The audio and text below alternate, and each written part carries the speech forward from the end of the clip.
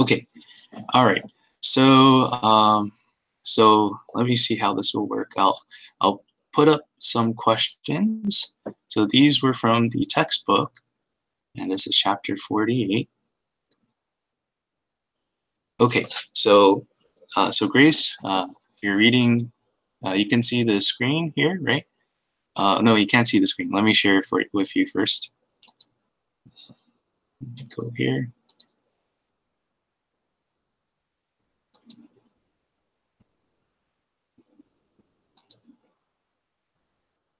Okay, share. Okay. All right. So, so let me see here. Okay. So Grace, you can see my screen, right? Yes. Okay. All right. That's good. All right. So now, just take some time to try the first problem, and then when you think you have the answer, just type it in the chat box. Keep okay.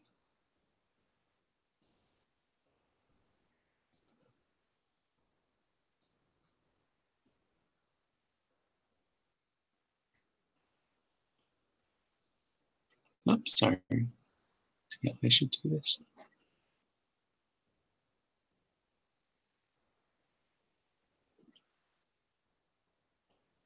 Okay. Oh, what is osmoregulation? Okay, so osmoregulation is well, first, what is osmolarity?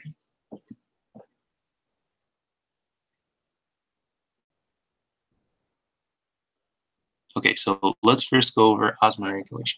Okay, uh, let me see. Okay, so osmoregulation is basically when so osmolarity first is the amount of dissolved solute per liter of some substance or per liter of water, right? So for osmoregulation, basically, some organisms are able to uh, regulate uh, or keep the concentration, the osmolarity of the solution inside the cells and outside the cells are actually different from, they can actually make it, keep it different from the osmolarity of the environment. So, for example, we ourselves, we're osmo regulators because we can actually keep different concentrations of solutes uh, inside our body fluid, inside our cells, um, that is different from the environment. Now, the other type is an osmoconformer, and basically the osmolarity of the fluid inside the body, inside the cells, is the same as that of the environment. So they just match.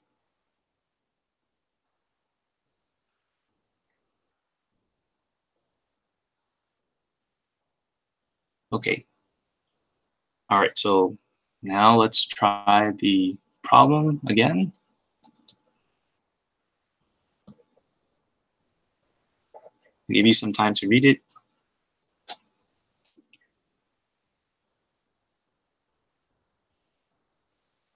It's like, just give me a moment. I'll try to see if I can fuse these things together. And so that way you can see, I can see you, see your chats, and then I'll screen share it. Okay, I think that might work a little better.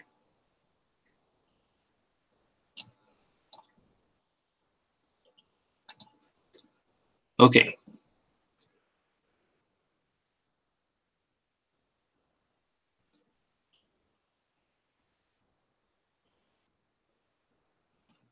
So which of the following statements about osmoregulation is true? A, in freshwater invertebrates, salts move out of the body into the water because the animal is hypoosmotic to the water. B, a marine teleos has to fight gaining water because it is isoosmotic to the sea. C, most land animals are osmoconformers. And D, vertebrates are usually osmoregulators. And E, terrestrial animals can regulate their osmolarity without expending energy. D? Yeah, D is actually correct, right? So vertebrates are usually osmoregulators, right? So we are vertebrates ourselves, and so we're able to regulate, the concentration of solutes in our bodies. How about B? Why is B not true?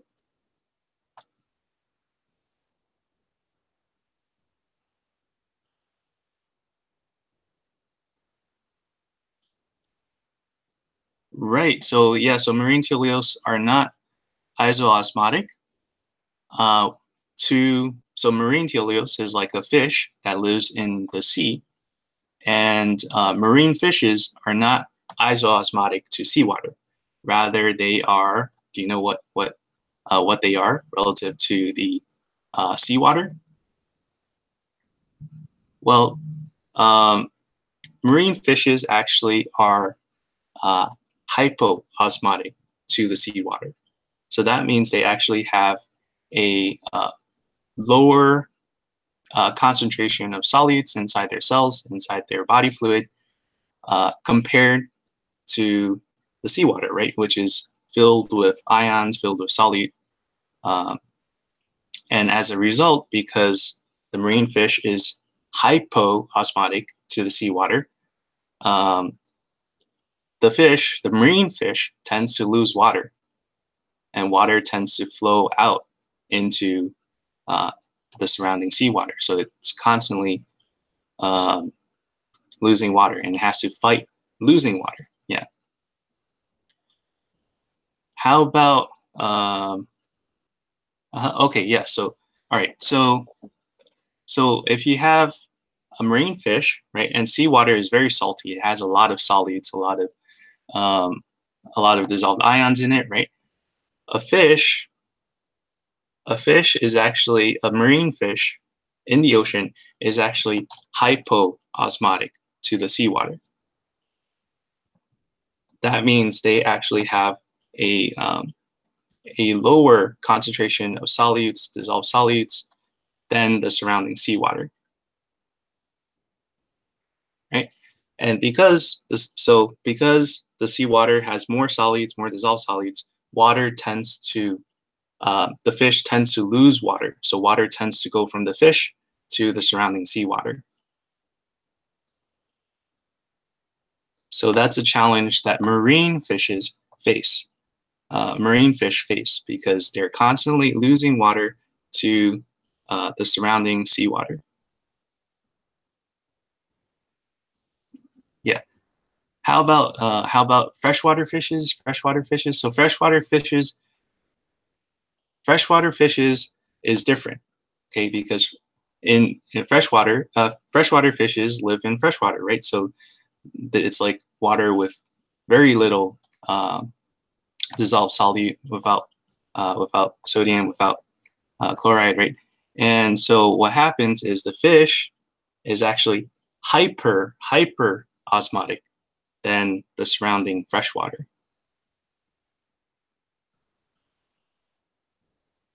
So in freshwater, the fish um, has more dissolved solutes inside the body than compared to the environment. So as a result, water tends to flow into the fish. So the fish has to fight this problem of constantly gaining water.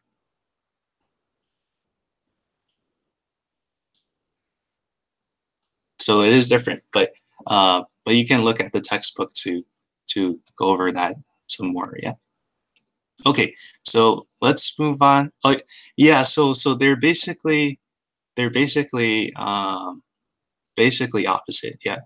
So they have different strategies of dealing with that. Right. All right. So I will use my marker, and then you are absolutely right. Uh, The answer is D. And let's move on to the next one. Can you try, Grace, can you try the next one?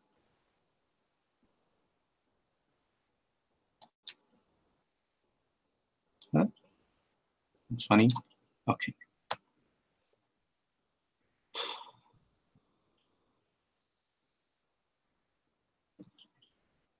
So one role of tubules in excretion is to A, absorb H plus ions to buffer body fluids, B, transport proteins across transport epithelium, C, reabsorb glucose and amino acids, D, move toxic substances from the filtrate into the cells composing the transport tubules, E, filter by maintaining a lower pressure in the fluid outside the tubule than inside it.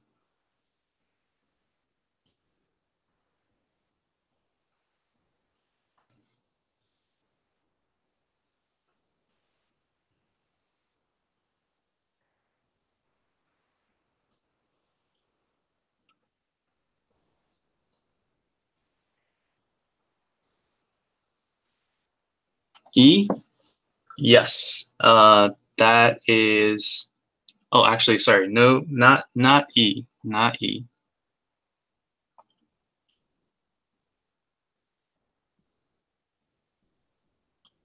So try again, try again.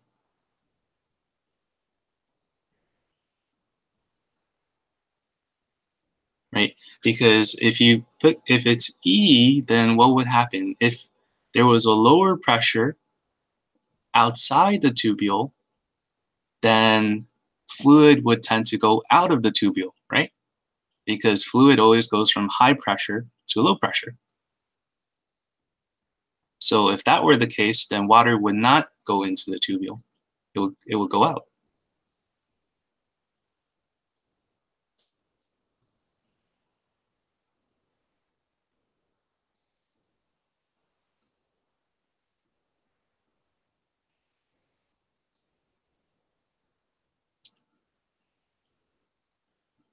So it's not E.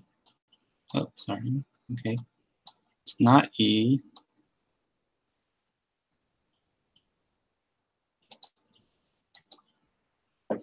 D. Okay. Move toxic substances from the filtrate into the cells composing the transport tubules. Well, um, well, if it were doing that, then that would be like absorbing the toxic substances back into the body, right? We want to try to excrete those toxic substances. We want to get rid of them, right? We don't want to absorb them back, right? So the filtrate is what's inside the tubules. Okay, C. Let's see. C. Yes, that is correct. C is correct. So one role of tubules in excretion is to reabsorb glucose and amino acids. That is correct. Right. That is correct. Do you have any questions about why that's the case?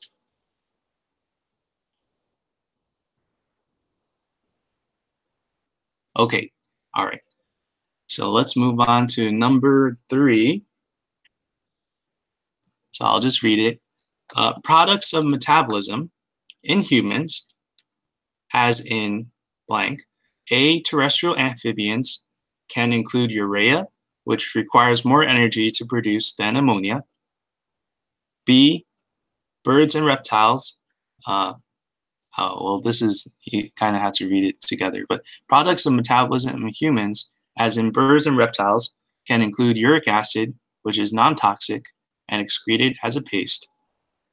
Sharks are primarily excreted as ammonia. Hydra must be isoosmotic with the water ingested. Other mammals cannot be water, as water comes only from what they drink. So I'll give you some time to look over that.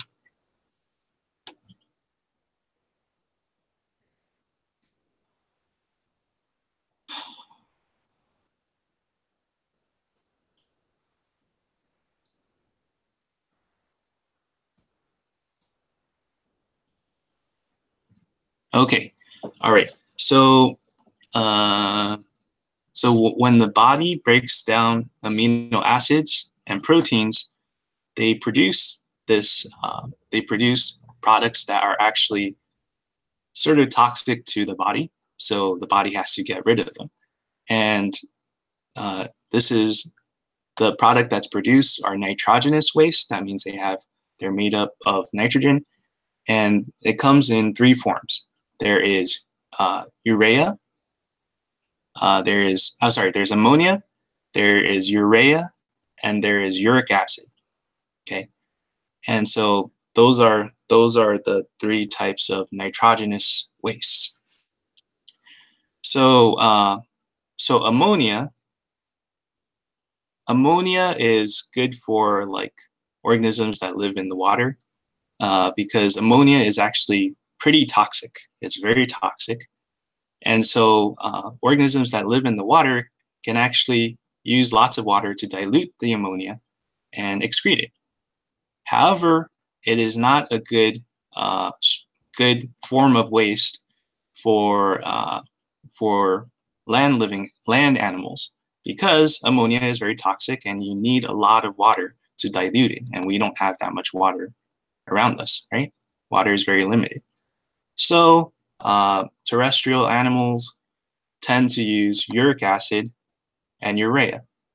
But uric acid is the difference between urea and uric acid. Urea requires much more energy to produce than ammonia, but it uses much less water. So that's a good thing. And that's what we humans use as our source of what we convert our waste products into. Uric acid uses even less water, but it requires much more energy to produce than urea. And uric acid is used by birds and reptiles. And if you look at bird poop, right there, it's white with some undigested material, some black material, right? The white part is actually the uric acid. The uric acid is like a pasty material that is so condensed and has so little water that actually crystallizes when it's out of the body. So that's why we see that white part in bird poop.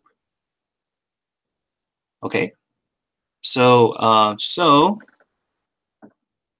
can you just in the chat box, can you write from requiring most water to least water the three different types of nitrogenous waste? Like, just put it in order from most water, requiring most water, to least water.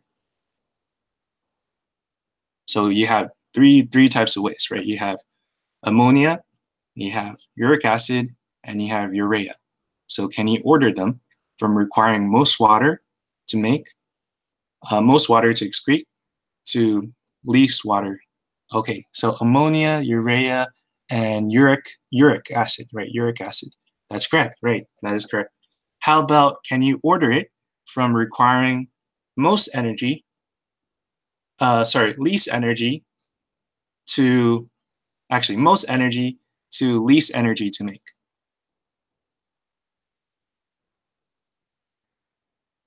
Yeah, that's right. So uric acid, and then urea, and then ammonia.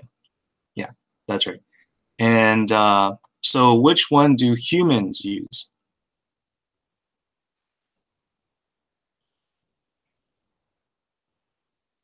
Urea, right? Okay. So let's see. Okay, so can you try this problem again?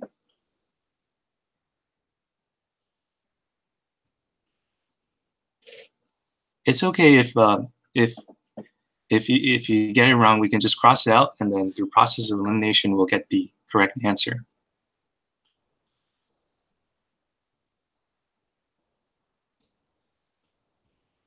Okay, 8. All right, so, well, that happens to be the correct answer, right? That is the correct answer. Okay. Right. Okay, let me just open this thing again.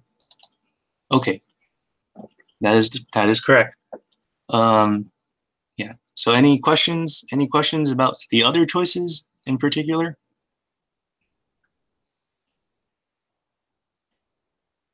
Okay. All right. So let's move on to the next question. And I know you have to go at once, so try to be quick. Um,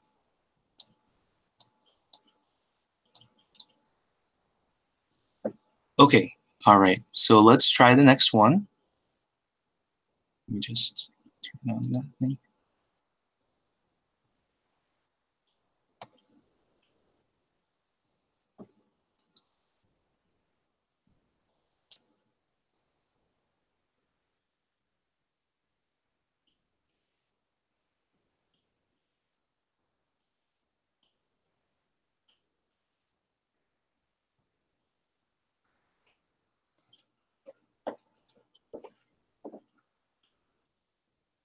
Okay, C. Okay. So filtration and or excretion can be performed by the nephron and bladder in insects. Okay. All right. So so insects actually don't have a bladder. They have special structures called Malpighian tubules, and you'll see in the textbook. It shows you the differences. Um, so it's not this one. So just try again.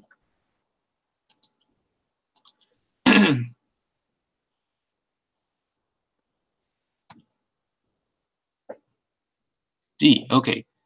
All right. So actually, that's interesting. So Malpighian tubules, earthworms don't actually they earthworms don't actually have Malpighian tubules. Only insects have Malpighian tubules, but earthworms actually have a different type of a structure, and that is called the metanephridia.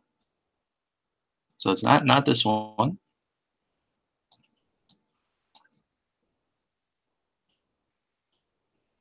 Okay. Ah, yes. So an earthworm is actually not an insect. Uh,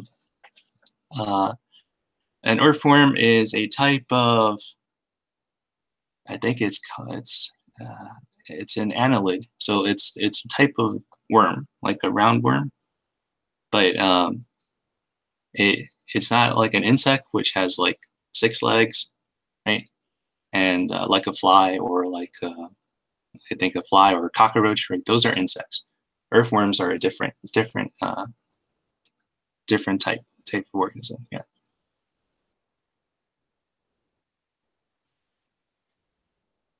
B. Okay. Protonephedia. Yes, it is actually B. Yeah, that is right. That is right. So B. Right. So yeah, that's just that's a different type of structure, right? That's correct. Okay. So any questions about this oh sorry, any questions about this question? Ah, yes. So yeah, it is in the textbook, so I would recommend just like memorizing it. Yeah.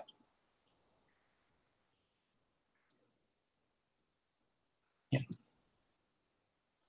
Okay, and then an easy way to remember it too is proto. Proto is like a prototype, right? It's the first thing that comes. So a protonephridia is like a very simple, a simple excretory structure. That's why it's found in flatworms, which are very simple organisms. Meta is like middle. It's a little more complex, so it's found in more complex insects. And then, oh, sorry, no, sorry. Metanephridia found in earthworms, which is a little more complex than flatworms. So metanephridia. And then Malpighian tubules, you just remember that's with insects. Yeah. And then humans, we have a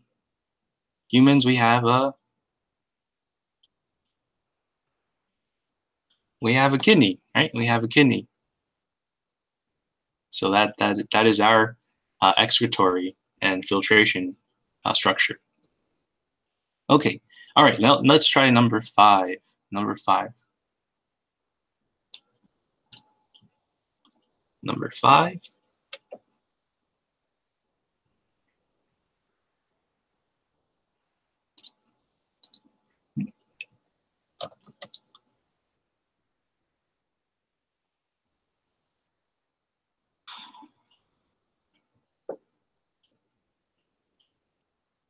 So a mammalian nephron contains the Bowman's capsule, which delivers the filtrate to the glomerulus.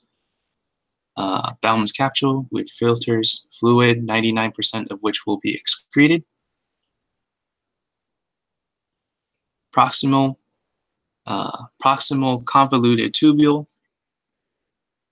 which moves Na and K plus into the filtrate of the interstitial fluids.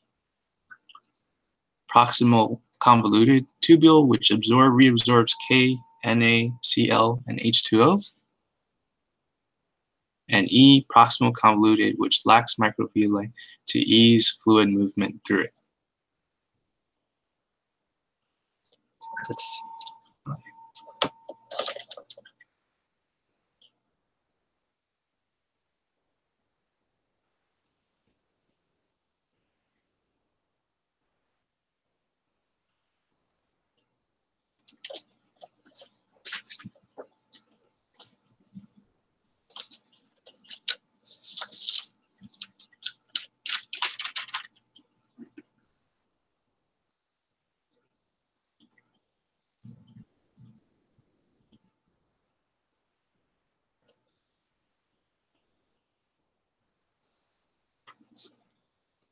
Okay, D.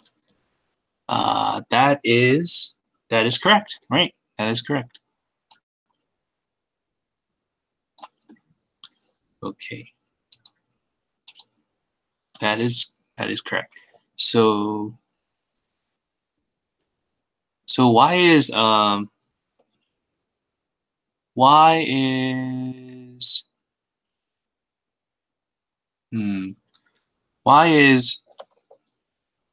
why is A and B not correct?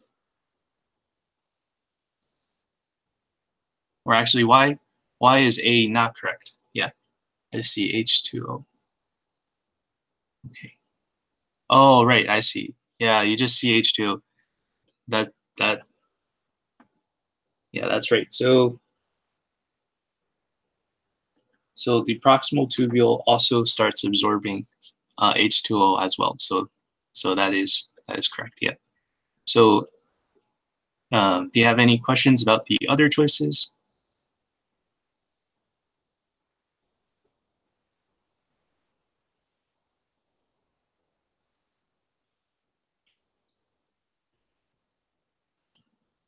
Okay. Oh, I'm not familiar about. Let me just move this on. I'm not. Okay. Not familiar about those terms. Okay. Let me just turn that on again. Hey. Okay. Right. So yeah. So do you know what the filtrate is? That's pretty important. The filtrate.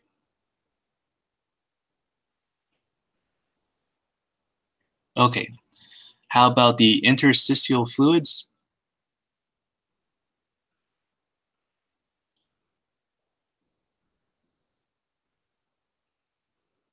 Okay. Okay. So the interstitial fluid is, I believe it's the fluid. Actually, sorry, let me check that just to make sure my definition is right. Let's go over that. Let's see.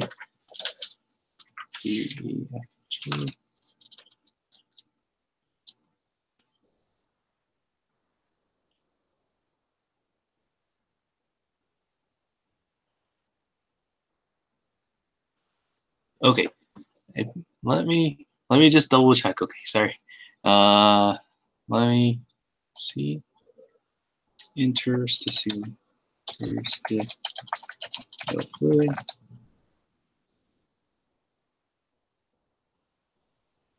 Okay, all right, yeah. So that is it. Okay, so yeah, the interstitial fluid is the fluid outside of the cell. So you can think of it as it's not it's if you have yeah, it's basically the fluid outside the cell, um, also called the extracellular fluid. And usually, what happens is cells uh, by diffusion, certain ions flow into the interstitial fluid outside of the cell, and then it flows the ions or oxygen or carbon dioxide. Then from the interstitial fluid, it diffuses into like blood vessels. So it's really just the fluid that's outside of the cell and not in the blood vessel. Yeah.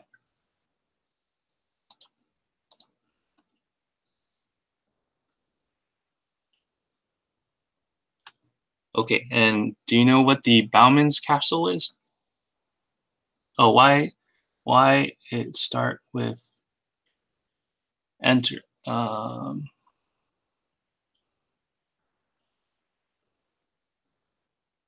Start with enter. Uh, sorry. What do you mean? Like it start? You mean okay? So the interstitial fluid. If, well, the interstitial fluid and it's out. Yes, it is outside, right? It's the fluid outside of the cell.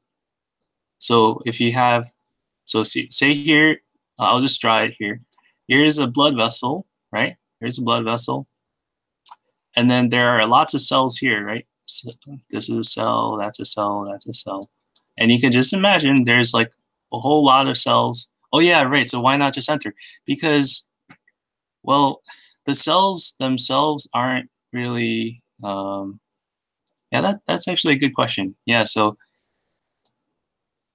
there is like a tiny space between the blood vessels, and that's, I mean, between the cells and then the blood vessels, and then that space is the interstitial fluid, and then they just secrete it there. But why doesn't it directly enter into the bloodstream? Yeah, that's a very good question. Yeah, I don't actually know, uh, but uh, but when I find out, I will let you know. All right, so let's move on to the next question. Okay, all right, but that's a good question. Oh, how about microvilli? Do you know what that is?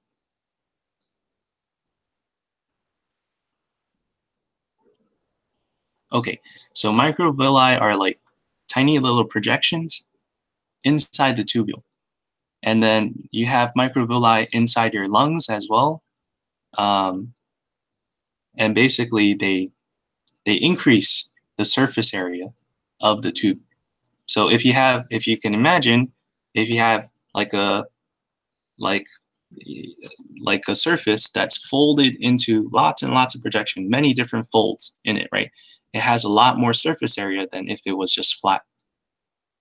So the microvilli inside the proximal tubule, it actually helps it increases the surface area so it can absorb more of the different ions and molecules. But it also, microvilli also has another function in that it has like a sweeping movement. So it actually helps uh, the filtrate pass through the tubule. So it kind of like sweeps. Yeah. Okay. All right. So let's go on to the next question then. Okay. And let me just move this a little to the side. Oh, okay. So let me see how I can do this one. Okay. And let me just, okay. All right. So do you want to try number 6? Number 6. Let me just move it up a little.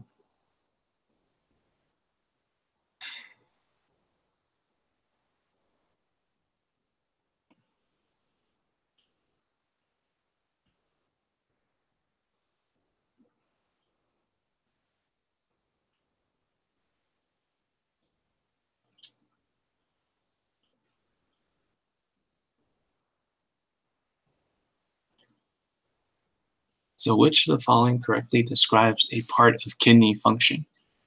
Collecting ducts dilute urine because they are permeable to salt, but not water. In the ascending loop of Henle, airs move into the tubules because the osmolarity of the filtrate is increased. Okay, E. All right, so 6. Yes, actually, right.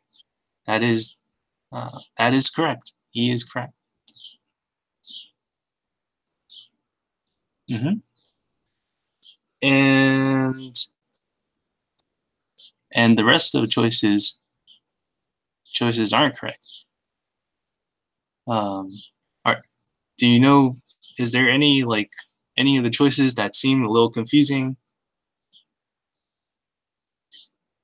or terms that B? Okay, so in the ascending loop of Henle, Na and Cl move into tubules because the osmolarity of the filtrate is move into the tubules. The ascending loop is saying move into the tubules because the osmolarity of the filtrate is increased. Okay. Yeah. So right. So the loop of Henle. I have a diagram here, and let me show it to you here. Okay. So the loop of Henle is this part. So this is the proximal tubule, and the loop of Henle is a big, very long loop that goes like that. That's a loop of Henle. And then the loop of Henle has a descending part. This is the part that's going down, and it has an ascending part. And then they actually have very different functions. They have very different functions. In the descending loop of Henle, oh, and I should mention that the loop actually goes from the cortex, which is sort of the outside of the kidney, the outer part of the kidney, to the inside of the kidney, to the medulla, the renal medulla. And then as it goes down, what happens is there's a gradient. It becomes even more and more more concentrated in solutes. So here you have a very, very high very high osmolarity. You have very, very high. So it goes from low to high. And then what happens is because of this gradient, because the outside has more and more of these solutes, more and more water is reabsorbed into the kidney from the tubule in the descending part of it. In the ascending part, the tubule is actually not permeable to water. It's not permeable to water. So water cannot flow in and cannot flow out. And what happens when it ascends is there's actually active transport going on that is removing Na and Cl from the tubule. Right? And then the Na and Cl is being removed and is actually what causes this gradient of solutes on in the outside of the tubule.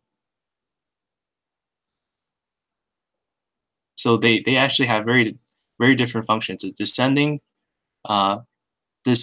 loop, water is removed and absorbed into the kidney, and then in the ascending loop, which is not permeable to water, NaCl is actively transported out and removed.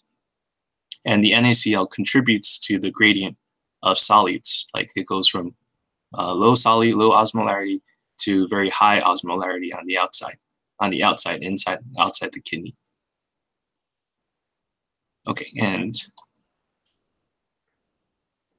okay, can you go over this diagram? Okay. Oh, sure. Okay. So okay. So here, let me just remove this text here. Okay. So here we have our blood vessel. We have our afferent, which is the blood that's going in to this sort of ball of capillaries called the glomerulus. And then we have blood going out through the efferent tubule. And then surrounding the glomerulus is this part, what we call the Bowman's capsule. Oh, sorry, the Bowman's capsule. And then what happens is because of blood pressure and some of the fluid, actually fluid carrying like glucose and carrying waste products, actually diffuses into the glomerular, into the Bowman's capsule. And then remember, there's the microvilli in the proximal tubule. They also help this fluid move through the proximal tubule. And then during that time, you have NaCl that's being reabsorbed. You have H2O that's being reabsorbed. You have glucose and amino acids. And then it goes through to the loop of Henle. This is the descending loop. And as I mentioned before, water is absorbed in the descending loop. And then in the ascending loop, water which is not permeable to water. You have NaCl, and that's being taken out of the filtrate, being absorbed into the body. And the NaCl is what causes this gradient outside that helps extract the water, cause the water to diffuse out of the descending loop. And then we go to the distal proximal tubule, and here again NaCl is reabsorbed into the body, and then potassium and Na are sometimes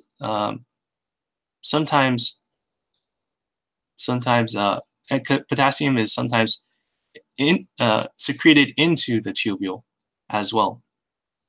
And then it goes into the collecting duct, and still more water can be reabsorbed, and there's sometimes some hormones like ADH, which actually causes more of these more water to actually be absorbed in the collecting duct, and then it passes through collecting duct to the into the urine, and then it is excreted.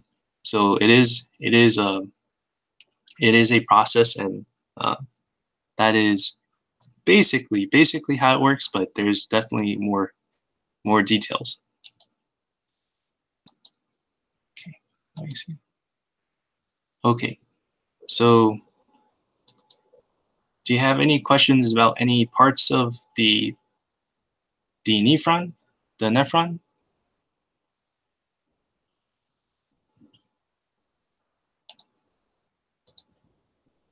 Okay, all right. So go back to the question. Okay, so I know you have to go in a couple of minutes. So I would recommend when you have time to go over some of these questions. These questions are actually in the textbook, and just practice, because they'll help you prepare for the exam as well. They're actually very good questions. And if you do have any questions about any question, just email me or bring it to the next tutoring session, and we can go over it. Okay. All right. So and I also have some things some videos I found that I'll send to you as well, because I think those would help understand the concept some more. So okay, so I think that will be all for today, and I will see you, Grace, next time. And if you have any questions, just bring with you as well. All right. Okay, and good luck studying. All right, I'll see you next time. No problem. Yeah, it's a pleasure. All right. Bye-bye. Yeah.